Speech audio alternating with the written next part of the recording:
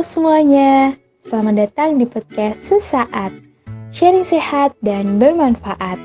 Di podcast ini, kita akan mengajak teman-teman untuk mengenal lebih dekat dengan korps karyawan. Kalau kita ngomongin tentang KSR nih, pasti teman-teman gak asing lagi dong dengan istilah PMR. Bahkan, kedua istilah ini sering banget nih disamaratikan. Padahal, PMR dan KSR merupakan dua hal yang berbeda loh. Apa aja sih perbedaannya? Yuk langsung saja kita simak podcast ini sampai akhir. Eits, tunggu dulu. Tentunya di podcast kali ini aku nggak akan sendiri nih. Aku bakalan ditemenin oleh salah satu anggota KSR PMI Unit Universitas Jember yang sudah mengikuti kegiatan relawan sejak SMP nih. Yuk langsung saja kita sapa. Halo Husna. Halo Mbak Weni. Wah, gak kerasa nih ya kita udah lama banget gak ketemu nih. Husna gimana kabarnya? Alhamdulillah nih Kak, meskipun dalam keadaan pandemi seperti ini, aku tetap diberi kesehatan dan juga kebahagiaan tentunya sehingga dapat bertemu dengan Kak Weni pada kali ini. Alhamdulillah. Kalau di KSR sendiri lagi sibuk apa Nina? Belum sibuk-sibuk banget sih Kak, cuman kemarin habis ini ikut kegiatan di Klatsar buat anggota baru KSR PMI Unit Universitas Jember. Wah, tetap produktif di tengah pandemi ya. Keren sih. Iya Nina, langsung aja ya. Aku mau tanya-tanya nih. Tadi kan di awal udah disinggung nih ya, Nah. Kalau sering banget nih KSR sama PMR nih disamartikan gitu. Jadi orang-orang seringkali nyebut KSR tuh dengan istilah PMR. Kalau dari kamu sendiri, pernah nggak sih Nak nemuin kejadian-kejadian seperti itu? Wah sering banget dong. Kemarin aja nih ya waktu aku ini ada pendidikan dan latihan anggota baru KSR itu orang tuaku itu bilang kok tetap ikut PMR gitu. Mereka nggak tahu sih kalau di Univ itu namanya udah ganti jadi KSR tuh nggak tahu dan mereka nyebutnya tetap PMR gitu. Wah, dikira masih mau ikut PMR lagi nih ya. Sepertinya masih banyak nih ya, Nak, teman-teman yang masih sering salah sebut antara KSR dan PMR nih. Nah, bisa jadi mereka salah sebut nih karena mereka belum kenal sama KSR, nah. Dan juga perbedaannya dengan PMR tentunya. Nah, boleh nih, Husna, ceritain apa sih sebenarnya perbedaan antara KSR dan PMR? Iya, bener sekali nih Kak Weni. Jadi kalau di PMR itu kan Palang Merah Remaja. Nah, anggota di dalamnya itu meliputi anak-anak remaja, khususnya siswa yang duduk di bangku SD, SMP, dan juga SMA. Nah, sedangkan untuk KSR sendiri itu anggotanya tidak dibatasi. Bisa dari masyarakat umum, namun mayoritas itu berasal dari kalangan mahasiswa ataupun mahasiswi gitu, Kak. Jadi gitu. Kalau untuk PMR kan berarti nih ya, Nah, bisa diikuti mulai dari umur 7 sampai dengan 17 tahun nih ya. Nah, kalau untuk KSR sendiri ada batasan umurnya nggak sih, Nah? Iya, benar sekali nih Mbak Weni. Jadi kalau PMR itu kan anggotanya berusia 7 sampai 17 tahun. Nah, sedangkan untuk KSR itu anggotanya berusia minimal 18 tahun dan maksimal itu 35 tahun. Oh, oke oke oke. Berarti emang usia mahasiswa banget gitu ya. Nah, kalau ngomongin tentang mahasiswa nih, Nah, aku jadi keinget sebuah kejadian nih. Jadi ceritanya, dulu aku pernah ketemu sama beberapa teman mahasiswa yang mau ikut kegiatan di KSR, cuman mereka ragu nih. Karena mereka nggak ada background sama sekali tentang kepala merahan dan juga mereka bukan dari jurusan kesehatan nih. Kalau menurut Kusna sendiri gimana nih mengenai kejadian-kejadian semacam ini? Ya, iya, aku juga ini sih Mbak, nggak asing lagi sama statement seperti yang Mbak Weni paparkan tadi gitu kan. Jadi masih banyak teman-teman yang worry, yang takut masuk ke HSR karena dia tidak memiliki pengalaman, karena bukan dari background medis, tidak dari PMR sebelumnya, mungkin kayak gitu ya. Jadi sekedar informasi aja nih buat temen-temen bahwa sebenarnya di KSR itu tuh kegiatannya tidak hanya semata-mata mengenai bagaimana kita melakukan pertolongan pertama, bagaimana kita menangani orang yang sakit saja, tapi di KSR ini kita itu lebih difokuskan dengan bidang-bidang di kemanusiaan.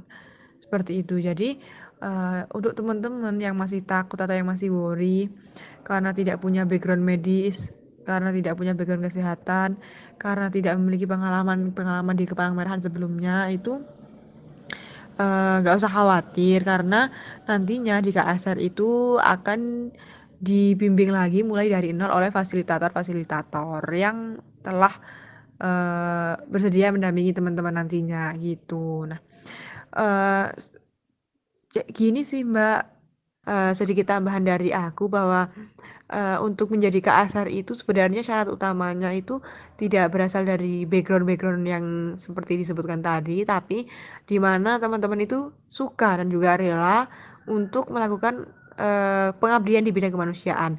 Namanya saja kan sukarelawan kan, jadi teman-teman harus suka dan juga rela untuk melakukan segala pengabdian di bidang kemanusiaan dalam situasi dan juga kondisi apapun seperti itu. Yap, betul banget. Aku setuju sama Kusna nih. Jadi kalau di KSR emang modal utamanya kita harus suka nih dan rela untuk melakukan kegiatan-kegiatan di bidang kemanusiaan ya, Nah.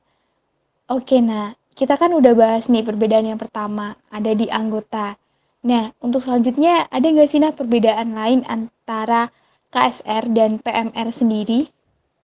Masih banyak lagi dong tentunya perbedaan antara PMR dan KSR. Nah, untuk perbedaan selanjutnya itu terletak di ini nih Kak, pada masa orientasi. Jadi pada masa orientasinya itu, kalau di PMR itu melalui kegiatan pendidikan dan latihan dengan waktunya itu paling sedikit 24 jam dan biasanya dilakukan dalam hitungan hari. Biasanya kalau dari pengalamanku sih itu 3 hari, tetapi cuma dalam seharinya itu cuma 6 jam gitu.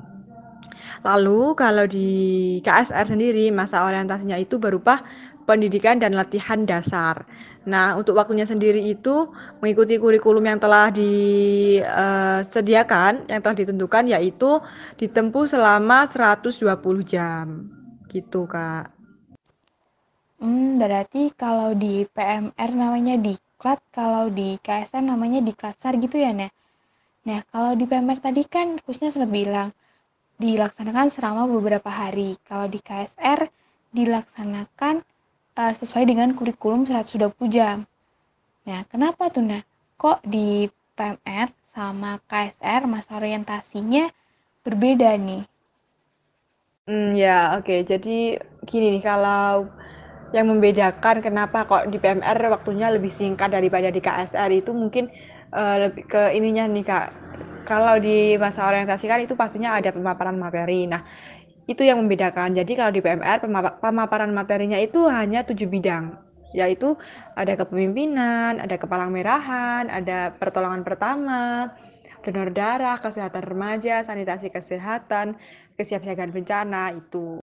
Nah, sedangkan kalau di KSR sendiri itu materinya iya sih mencakup 7 bidang, tapi ada beberapa materi yang ditambahin lagi nih Kak, seperti adanya seperti RFL atau Research Family Link, dapur umum, terus ada logistik, assessment, dan masih banyak lagi lah. Nah, lalu di KSR itu juga ada prakteknya langsung Kak. Jadi itu yang membuat durasinya dari PMR dan juga KSR itu berbeda dan nampak lama di KSR karena di KSR ini juga benar-benar dimatangkan gitu materinya dan juga prakteknya supaya nanti kita waktu udah terjun ke lapang itu sudah siap semuanya gitu.